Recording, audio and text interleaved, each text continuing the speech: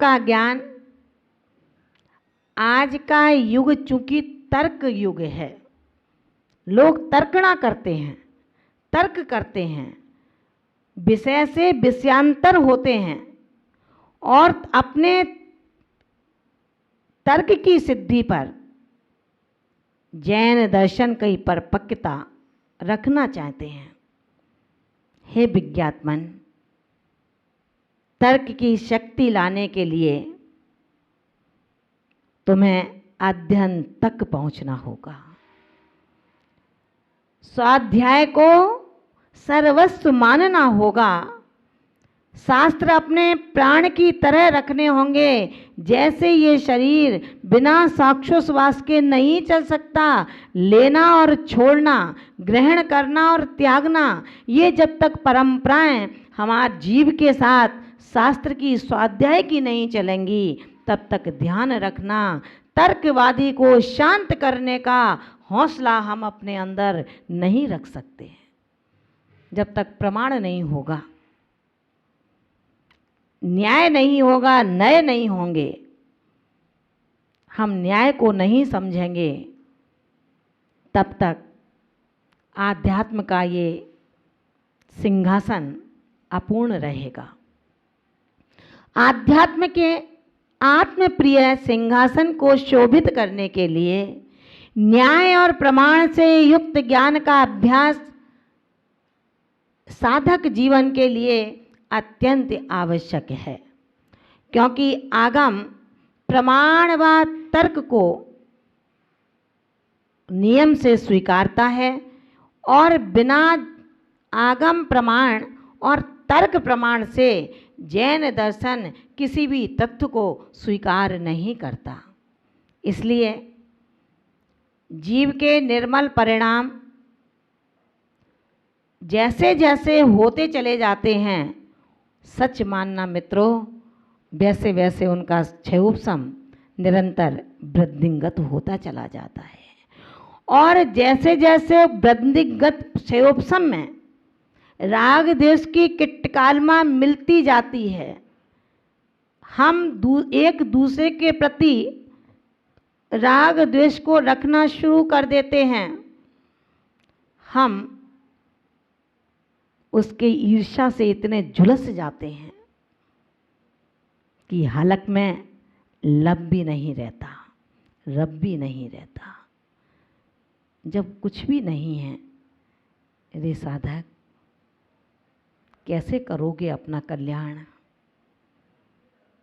वो भाग्यहीन है, दुर्भाग्यशाली है जिसने सब शक्तियों के मौजूदता को अनुभव किया है, लेकिन फिर भी उसको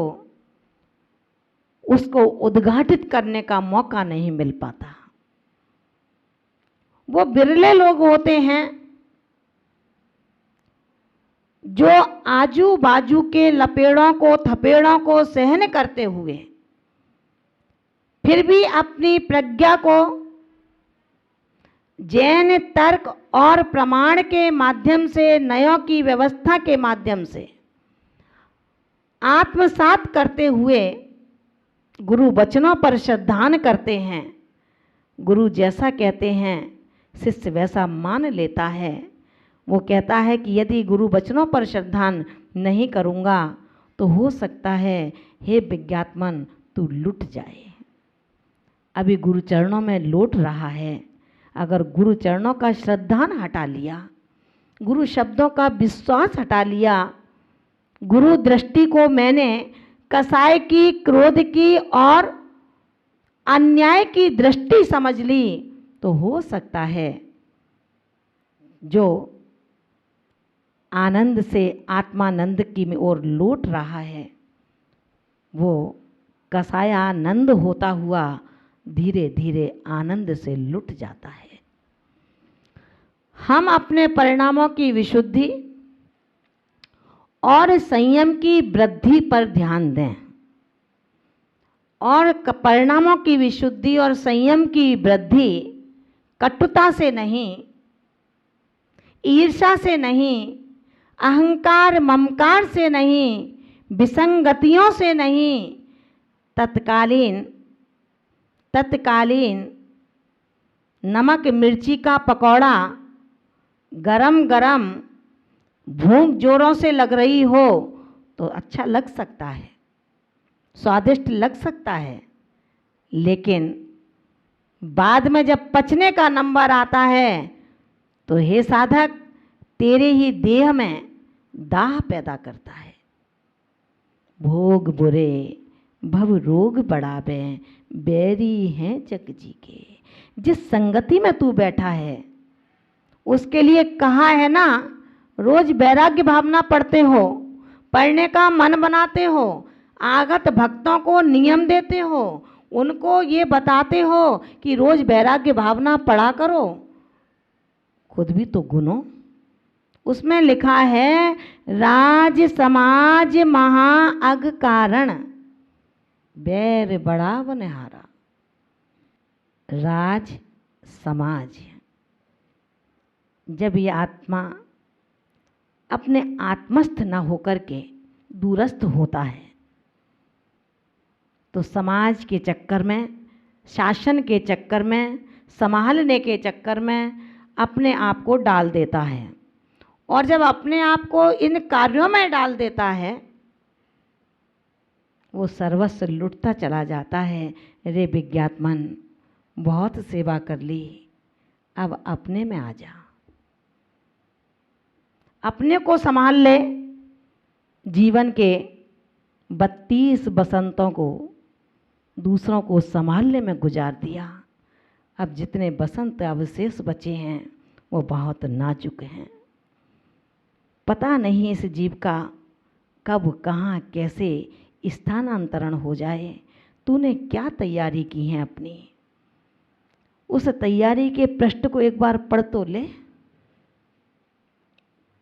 दूसरों को संभालते संभालते ना जाने कितने शहंशाह चले गए, फिर भी ये दुनिया न संभल पाई। तीर्थंकर आदिनाथ जैसा ब्रह्म देवता जो समव शरण में लाखों लाखों प्राणियों को मोक्ष के मार्ग पर लगा रहा है, जिनके चरण का अनुसरण करके पोता मोक्ष के मार्ग के द्वारों को सबसे पहले उद्घाटित कर देता है, ऐसे तीर्थंकर आदिनाथ भी न संभाल पाए। जिसको नहीं संभलना होता वो नहीं संभलता। तू क्यों अपना समय बर्बाद करता है? इस गुरुकुल को ही तू ऐसा गुरुकुल समझ ले कि जिसमें तेरा कोई नहीं है और तू भी किसी का नहीं है। कहाँ भागेगा? जहाँ जाएगा वहीं पर खाई है, गड्ढे हैं। केवल घाई और गड्ढों को जो लौकिक मुझे दिखाई दे रहे हैं इनसे मत बच। इनसे बचेगा तो कोई बचना नहीं है, लेकिन तेरे अंदर जो राग की खाई है, कसायों के गड्ढे हैं, ईर्ष्या की जो चिकनाई लगी हुई है, इसको पाटने की कोशिश कर ले। सच में तू नाम को सार्थक करके विज्ञस्त बन जाएगा। नाम का विज्ञ आगम से अज्ञ हो तो भला भेद विज्ञान को प्राप्त कर सकेगा क्या? विचार करना। छोड़ना पड़ेगा, छोड़ना पड़ेगा, बुद्धि पूर्वक छोड़ना पड़ेगा। आज नहीं छोड़ेगा तो कल छोड़ना पड़ेगा, क्योंकि कर्मों का डंडा ऐसा होता है जब पड़ता है तो कमर नहीं तोड़ता, उम्र को तोड़ता है, आवाज नहीं करता, लेकिन पीड़ा बहुत देता है। बिना आवाज का ये डंडा जब तेरे सर पर पड़ेगा तो तेरी उम्र को तोड़ देगा। कमर टूटा तो चल भी सकता है, लेकिन उम्र टूटा हिल भी नहीं सकता। चेत जा रे विज्ञात्मन। तेरा संबोधन अगर तुझे संबोधित कर देता है तो तुझे किसी बाहरी संबोधन देने वालों की आवश्यकता ना पड़ेगी। ज्ञान का ही ये परिणाम निकलेगा जब तो संपूर्ण एक श्रेष्ठ अद्वितीय ज्ञानी बनने का संकल्प कर लेगा। उस समय संपूर्ण विकल्पों से रहित होकर केवल शास्त्र स्वाध्याय का रसिक बन जाएगा। तुझे बनना भी तो वही है, निज घट का रसिक बनना चाहता है। उसके लिए पहले जिन घट का रसिक बन।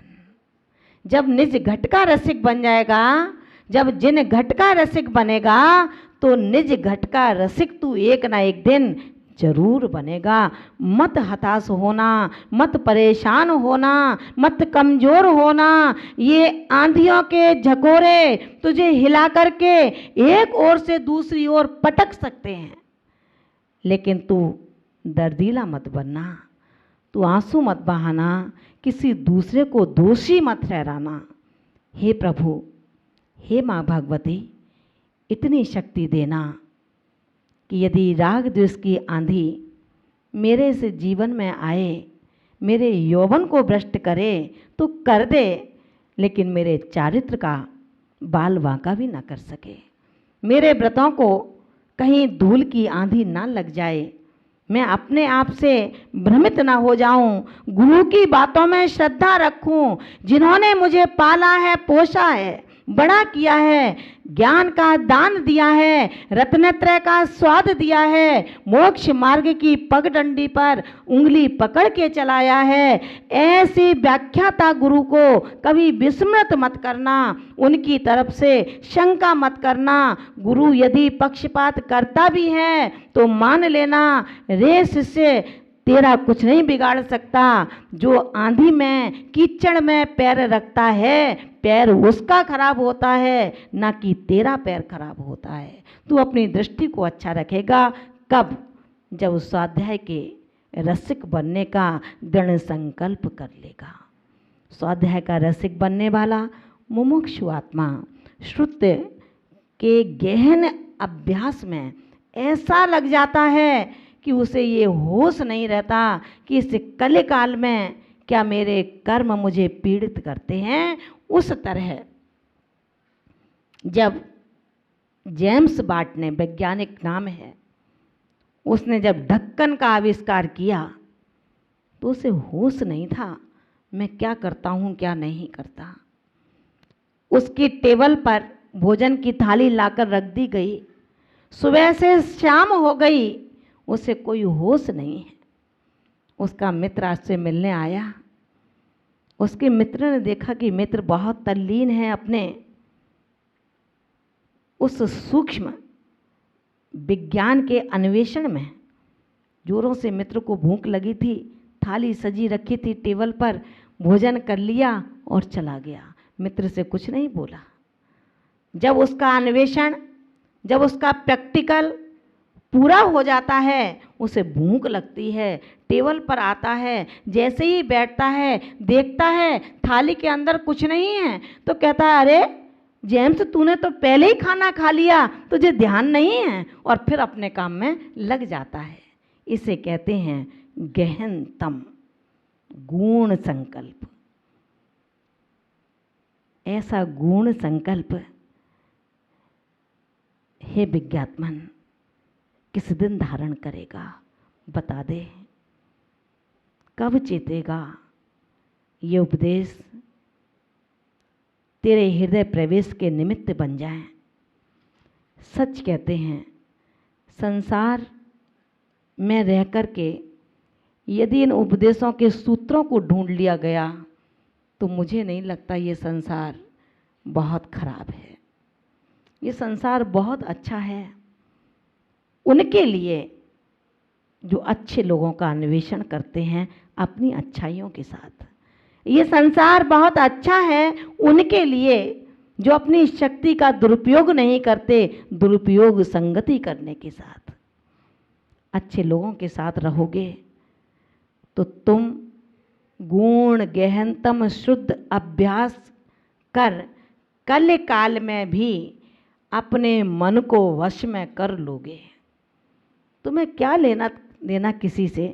कोई दो बोल हंस के बोल देता है तो तुझ अपना मान लेता है, दो बोल नहीं बोलता वो तेरा दुश्मन बना लेता है। अरे आत्मज्ञ, बोलने वाला जो हंसकर बोल रहा है जैन दर्शन का अध्ययन ये हमें सिखाएगा कि हर हंसने वाला, हर हंसकर बोलने वाला हो सकता है आस्तीन का सांप हो।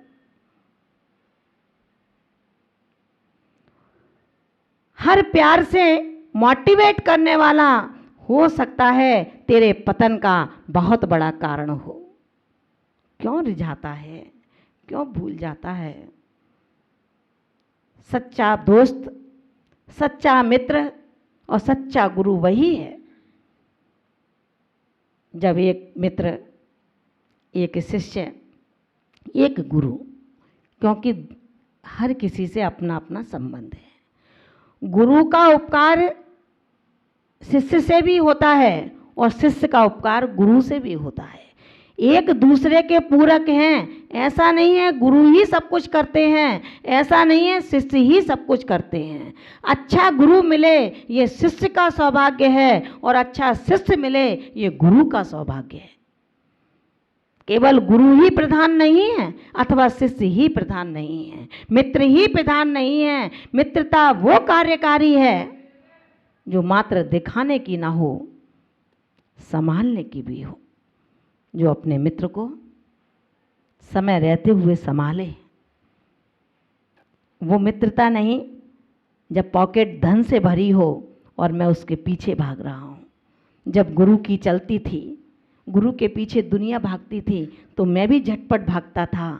आज गुरु मेरा निस्तेज नहीं है लेकिन शरीर से शिथिल है, उम्र से शिथिल है। आज हम उसको कुछ ना समझें। ध्यान रखना, ये श्रुत का अभ्यास मन को बस में करने के लिए मूल मंत्र के समान सिद्ध होता है। मन मरकट को बस में रखने के लिए, वस्तु व्यवस्था को जानने के लिए, कसायों का तहस नहस करने के लिए, आनंदानुभूति के लिए ये हमारे विवेक को जागृत करता है। श्रुत का अभ्यास के बिना कोई भी विवेक क्रियाकारी नहीं होता। श्रुत का अभ्यास बिना कोई भी क्रिया आचरणकारी नहीं होती। और यही कारण है कि समीचीन ज्ञान यानी कि जिन वचनों को सर्वौषधि परमौषधि कहा गया है। दुनिया में यदि कोई औषधि है तो जिनेंद्र देव की वाणी औषधि है। उस पर श्रद्धान कर ले रे विज्ञात्मन, तू तर जाएगा। और अगर तूने उस पर श्रद्धान नहीं किया तो सच मानना तू सड़ जाएगा।